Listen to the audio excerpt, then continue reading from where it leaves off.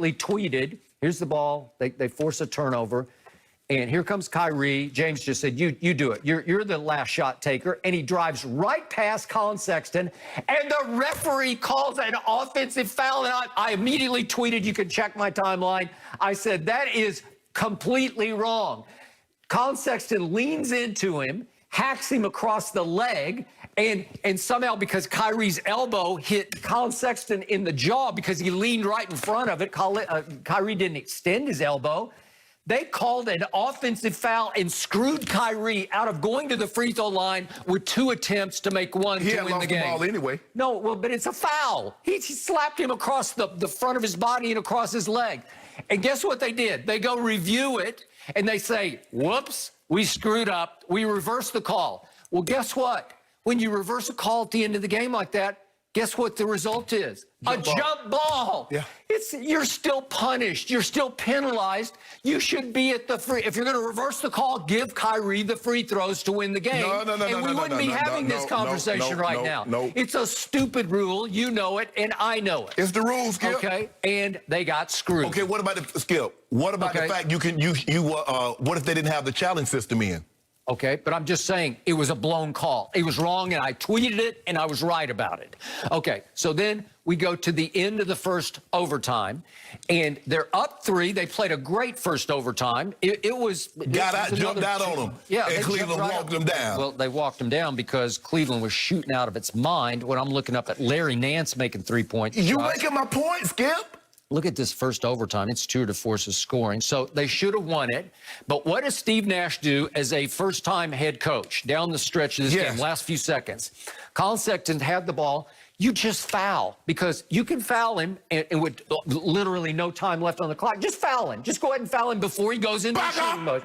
If you foul him and Kyrie's on him and Kyrie defended it very well, Colin Sexton just made a ridiculous shot to tie the game and send it to the second overtime.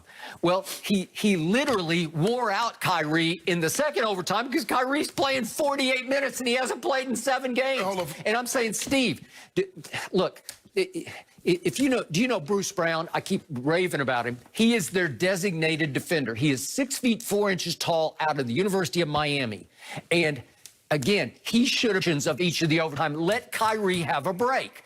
But Steve Nash is just trying to get the big 3 in rhythm in a close game just so they can figure each other out. But Kyrie's legs had to be dead. He hasn't played in what's it been, going on 3 weeks? But you're making my point. You keep telling me, you do realize that the Cleveland Cavaliers got up 109 shots.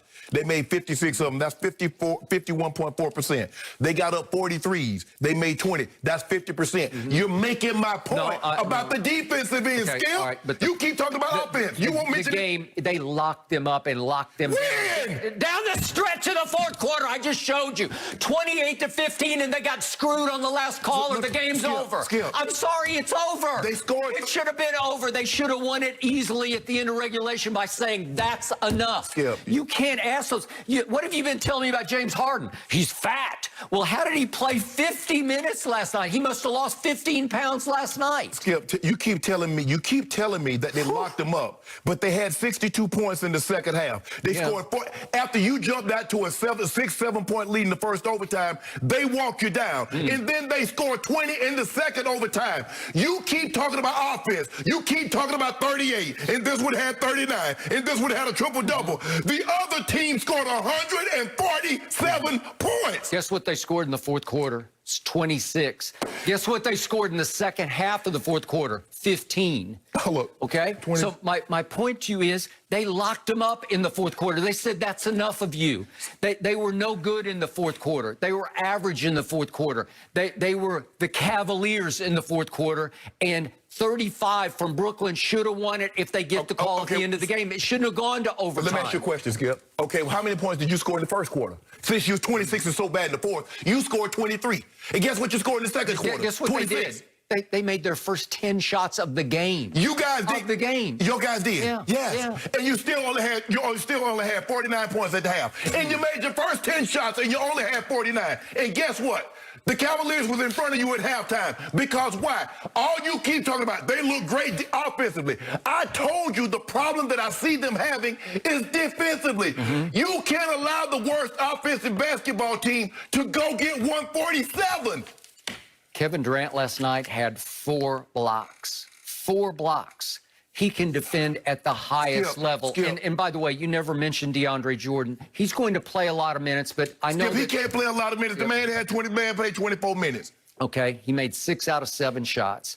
He can still rim protect, but I know what Steve Nash was thinking. Joe Harris is really good. He's the former, obviously, three-point shooting champion, and he's had a tremendous year. So he said, you know what? I'll go smaller against them because I got to give Joe some run just for his ego purposes. Just to reward him for all that he's done so far this year. So he played him 41 minutes, and Joe Harris was cold. He shot 2 of 10 from the floor and 2 of 7 from 3. That's not the usual Joe Harris. He's a little out of sync because he lost his starting job back to Kyrie plus James Harris. He's gonna be out of sync. You know why? Because the touches come few and far between now. You got 3 guys. He might go 5-6 minutes and never touch the ball. Shooters need a rhythm.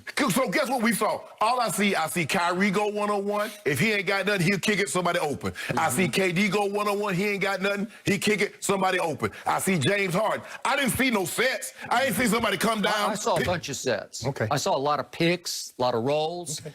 I saw a lot. I saw James Harden. Chris Broussard on this show was right about this. He called it from the top.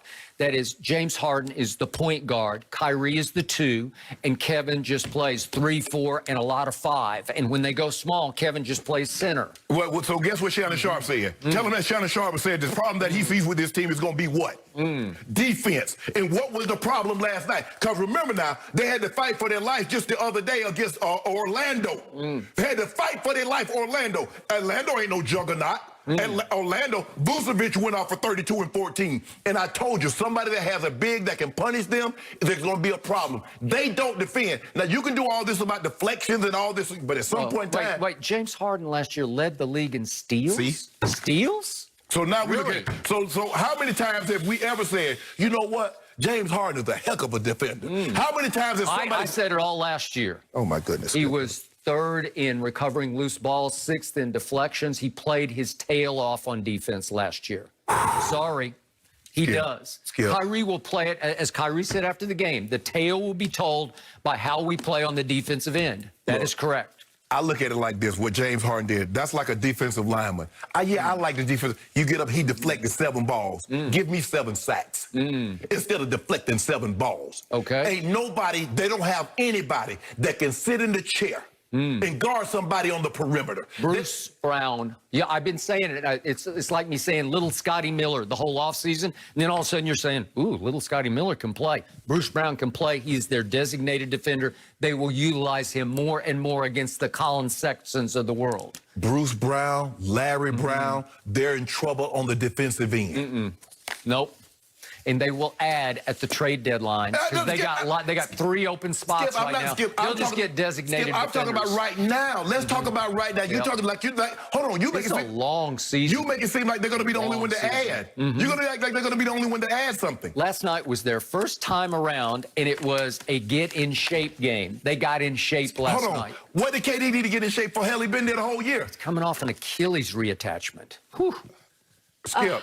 It's been almost 2 years. Well, I'm just saying, you got to play your way into shape. So he ain't in no shape. That's what James did. So you told me James was in terrible shape. Skip, I'm not talking about you said KD. You said KD. Let's talk about KD one at a time. KD had this surgery. He had surgery in June of 2019. Yeah, he's still playing. It's 2021. Yeah, he took a year and a half off. Yes. Didn't play any basketball. Wow. So he ain't been doing nothing. He's just been sitting around. He's looking like the MVP, but other than that. Yeah. So, but hold on. But he needs to play in shape. So how you out of shape and look like the MVP? Well, you're trying to get the rhythm together, but you told me James Harden is fat. What'd you tell me? He's at least 15 pounds overweight? I still believe he's overweight. Okay. Well, how do you play 50 minutes overweight? That's impossible. James Harden game is he he doesn't play a Russell Westbrook type of a ball game where he's frenetic and all over the place. He doesn't burn excess energy. He's not going from point A to point B. James Harden is very, very methodical about how he does things. James Harden is great. I'm not saying it on the offensive end. I said their problem is, and you're trying to make it about, I said defensively. 147 points says they got a problem when the worst offensive team in basketball gets 147. Colin Sexton scored 15 in the second overtime. How often do you see a guy score 15 in one overtime? And let me ask you a question. And what does that tell you? If a guy goes get 15 in one that he was out of his mind, that's what it tells you. Ain't nobody going to defend him? Yeah. What about KD? What about the best player on the planet? You're still playing your big three up to 50 minutes apiece in a second overtime in which obviously their legs were gone. What happened when my guy see a guy going up like that? What my guy do? My guy say, I got this, and double bucket of cold water on him. Wait, your guy's playing a career low, what is it, 32 minutes a game? Yes. Think about this, world. LeBron James averages 32 minutes a game. James Harden last night played 50 minutes fat. Just remember. Okay, with James, I want to see how many minutes James Harden is playing in year 18. That's all I want to see. Just so you know, we have less than a month before the Nets visit us in L.A. for a Lakers matchup, February 18th. You're going to go? Did you just say you're going to be there? I'm going to be there. Oh, you're going to find a way. Maybe we could